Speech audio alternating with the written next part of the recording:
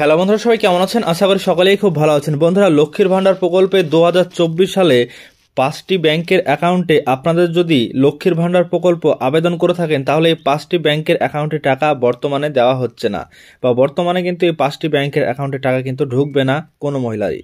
তো আজকের ভিডিওটির মাধ্যমে আমরা জেনে নেব 2024 সালের নতুন নিয়ম অনুযায়ী এই 5টি ব্যাংকের টাকা যারা এই 5টি ব্যাংক নিয়ে কিন্তু আবেদন করেছেন, জেরক্স দিয়েছেন, সেক্ষেত্রে কিন্তু এইসব ব্যাংকে টাকা আসবে না, আপনাদের বিভিন্ন সমস্যায় পড়তে হতে পারে বা টাকা আপনারা পাবেন না। তো আজকের ভিডিও সম্পূর্ণ দেখুন, প্রথম থেকে শেষ পর্যন্ত পুরো বিষয়টি জানতে পারবেন, বুঝতে পারবেন। আর যদি ভিডিওটি ভালো লাগে থাকে লাইক করবেন এবং বন্ধুদের সঙ্গে শেয়ার করবেন বেশি বেশি করে, যাতে সবাই বুঝতে পারে, জানতে পারে নতুন নিয়ম বা নতুন বছরের যে নিয়ম রয়েছে সেই নিয়ম অনুযায়ী তারাও কিন্তু এখান থেকে অবগত থাকতে পারে। তো বন্ধুরা, 2024-এ এটা হচ্ছে জানুয়ারি মাস, এখনো পর্যন্ত টাকা দেওয়া হয়নি। তো দেখুন এখানে কি বলা হয়েছে, এই 4টি ব্যাংক অ্যাকাউন্টে থাকলে জানুয়ারি 2024 থেকে লক্ষ্মীর ভাণ্ডার পাবেন না রাজ্যের মহিলা। তো এখানে সম্পূর্ণ বিষয় আপনারা জানতে পারবেন। তো দেখুন, নতুন বছর থেকে বদলে গেল নিয়ম। তো নতুন বছর থেকে কি নিয়ম বদলালো? 2024 সালে জানুয়ারি থেকে এইসব ব্যাংক অ্যাকাউন্টে থাকলে লক্ষ্মীর ভাণ্ডারের প্রাপ্য টাকা পাবেন না রাজ্যের মহিলারা। তো কোন কোন ব্যাংক এই তালিকায় রয়েছে বিস্তারিত। শুরু থেকেই লক্ষ্মীর ভাণ্ডার প্রকল্প নিয়ে একাধিক সমস্যা ও অসুবিধা দেখা যাচ্ছিল আবেদনকারীদের আবেদন সংক্রান্ত নথিপত্রে। লক্ষ্মীর ভাণ্ডারে বারে বারে আবেদন করেও কোনো টাকা পাচ্ছেন না বলেও অভিযোগ করেন রাজ্যের মহিলারা। এবার নতুন বছর পড়ার সাথে সাথেই গুরুত্বপূর্ণ আপডেট উঠে এলো যে নিম্নলিখিত সমস্যার কারণে লক্ষ্মীর ভাণ্ডারে আর টাকা পাবেন না সংশ্লিষ্ট মহিলারা। কেন টাকা পাবেন না জানুন। তো দেখুন এখানে বলা হয়েছে, পূর্বের বছরগুলোতে একাধিক ছোট ছোট ব্যাংক বড় ব্যাংকের অধীনে একত্রিত হয়েছে, ফলত মার্জ হয়ে যাওয়া ছোট ব্যাংকগুলির আইএফএস কোডের পরিবর্তন হয়েছে। আর যেহেতু ব্যাংকে অর্থ লেনদেনের ক্ষেত্রে একটি গুরুত্বপূর্ণ জিনিস হলো আইএফএস কোড, সেজন্য সরকার টাকা পাঠালেও গ্রাহকের অ্যাকাউন্ট টাকা ক্রেডিট না হওয়ার মতো সমস্যার সৃষ্টি হচ্ছে। তাই এতদিন পুরনো আইএফএসসি দিয়ে অ্যাকাউন্টে টাকা আদান প্রদান হলেও এখন নতুন পরিবর্তিত আইএফএস কোড ব্যবহার করা বাধ্যতামূলক। তো তারপরে এখানে দেখুন আরও কি জানানো হয়েছে আপডেটে। তো আপডেটে বলা হয়েছে যে নিম্নলিখিত ব্যাংকগুলোর আইএফএসসি সম্প্রতি পরিবর্তন হয়েছে। কোন কোন ব্যাংকের এক কথায় আইএফএসসি কোড যেটা সেটা পরিবর্তন হয়েছে।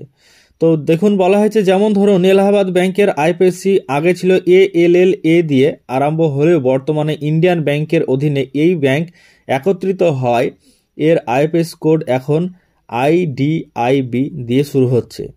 তো আপনাদের যাদের এলাহাবাদ ব্যাংকে যাদের অ্যাকাউন্ট ছিল, তো সেক্ষেত্রে আপনারা যদি সেই এলাহাবাদ ব্যাংকের বই যদি জেরক্স করে আপনি জমা করেন, সেক্ষেত্রে কিন্তু আপনি টাকা পাবেন না, কারণ পুরনো বই ছিল ALLA দিয়ে শুরু আইএফএস কোড, কিন্তু নতুন ইন্ডিয়ান ব্যাংকে সেই ব্যাংকটা যুক্ত হয়ে এখন আইএফএস কোড হয়েছে IDIB দিয়ে শুরু হচ্ছে। একই রকমভাবে যদি আপনাদের অন্ধ্রা ব্যাংক থেকে থাকে বা অন্ধ্রা ব্যাংক ও কর্পোরেশন ব্যাংকের আইএফএস কোড পূর্বে যথাক্রমে ANDB ছিল এবং কর্পোরেশনের CORP দিয়ে শুরু হলেও তা বর্তমানে UBIN দিয়ে শুরু হয়। তো এখানে আপনাদের যাদের আন্ধ্রা ব্যাংক বা হয়তো কর্পোরেশন ব্যাংকের অ্যাকাউন্ট ছিল, তো সেক্ষেত্রে তাদের কিন্তু সে আইএফএস কোড আগের ANDB এটা কিন্তু চেঞ্জ হয়ে এখন UBIN এটা কিন্তু হয়েছে, এবং কর্পোরেশনের ব্যাংকের ক্ষেত্রেও কিন্তু একই সেম পদ্ধতি কিন্তু দেওয়া হয়েছে। তো এক্ষেত্রে যাদের এইসব ব্যাংকের বই আছে, তারা যখন লক্ষ্মীর ভাণ্ডারে আবেদন করেছেন, হয়তো আপনি করে ফেলেছেন কিন্তু টাকা পাচ্ছেন না, তো সেক্ষেত্রে আপনাকে কি করতে হবে, দেখুন কি করতে হবে সেই বিষয়টাও জানানো হয়েছে এখানে। তো এর জন্য এছাড়াও সিন্ডিকেট ব্যাংকের আইএফএস কোড কোনো পূর্বে বছরগুলিতে লেখা হতো SYNB দিয়ে, পরে কানাডা ব্যাংকের সঙ্গে এই ব্যাংক মার্জ হয়ে যাওয়ায় এখন তা শুরু হয় CNRB দিয়ে। দেখুন বলা হয়েছে, নতুন বছরের নতুন নিয়ম অনুযায়ী লক্ষ্মীর ভাণ্ডারে করে 500 অথবা 1000 টাকা নিজের ব্যাংক অ্যাকাউন্টে পেতে চাইলে যত শীঘ্র সম্ভব উক্ত ব্যাংক অ্যাকাউন্ট গ্রাহক মহিলারা আপনার নিকটবর্তী দুয়ারে সরকার ক্যাম্প অথবা পঞ্চায়েত বা ব্লক অফিসে পরিবর্তিত আইএফএস কোডের নথি অর্থাৎ ব্যাংক শাখা থেকে নতুন আইএফএস কোডের সিল সই নিয়ে তার জেরক্স কপি নির্দিষ্ট অফিসে জমা করতে হবে, না হলে লক্ষ্মীর ভাণ্ডার পাবেন না তারা।